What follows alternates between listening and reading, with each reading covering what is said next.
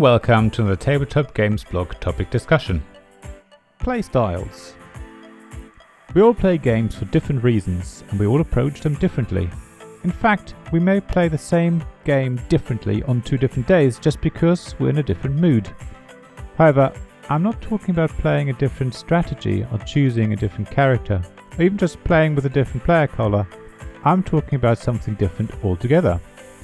I think for many of us who play modern board games regularly, once we play the game, we think about how we can approach it differently next time, maybe think of a new strategy or go over the mistakes that we made, so that next time we get more points or achieve an amazing combo, or just have a different game experience. That's especially true if you thrive on the competitiveness of games and do all you can to win. Maybe you're the sort of player who likes to take part in tournaments, so it's very important to you to analyze your gameplay and see how you can improve things going forward. Yet, there are a lot of people who actually play games just for fun. They enjoy the game for the experience it gives them.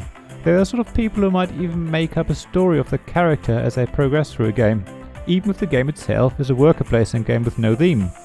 For those players, a single turn can create moments of surprise or excitement, or disappointment.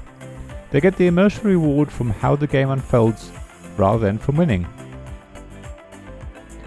I've been trying to be this sort of player, and it really depends on what game I play and what mood I'm in as to how much I succeed. However, I think even very competitive players will have had really amazing moments in games and know the feeling that a really great turn can give you. If you're a gracious competitive player, you will even relish the moment you lose against a player when they pull off a really clever move or an amazing combo. Having a game with a great theme can also help you be the sort of player who just enjoys playing the game for the game's sake, or rather, the theme's sake. I know there are games that are made better by a great theme, and a lot of that is to do with allowing you to experience a story as you play the game and get enjoyment from that, irrespective of whether you win or lose. I also know people who play a game for beauty. It sounds odd, but if you've ever played Carcassonne, then you've probably either done it yourself or seen other players place a tile to fill in the gap, even if that doesn't give them any points or puts them at a disadvantage. I've also seen it in On the Underground London-Berlin, where some people just want to create a beautiful underground line and are much less worried about gaining points.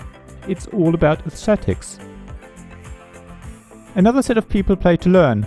That's mostly about playing the same game repeatedly and usually against different people, in order to get better at it and refining your strategy. That's the same sort of players who just enjoy playing competitively. However, it can be more subtle than this, and for some people it really is just about improving their own game, beating their own high score rather than winning. It's about developing new strategies and seeing how far a game can be pushed, and how much more different gameplay emerges from playing it more often. It's a sort of exploration of the game itself. Finally, there are people who just play games to test them, I mean literally playtesters.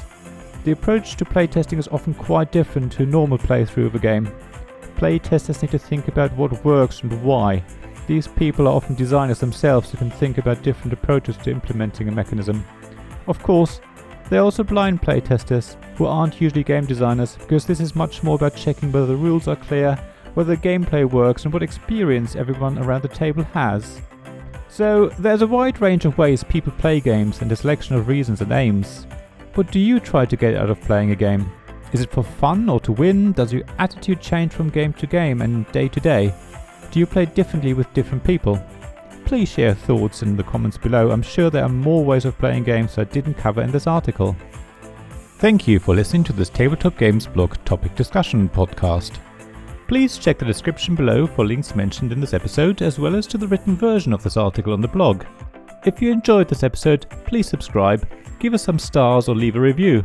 Please also tell your friends about me, and if you want to offer financial support, check out my Patreon and Ko-fi pages, links to which you'll find in the blog at tabletopgamesblog.com.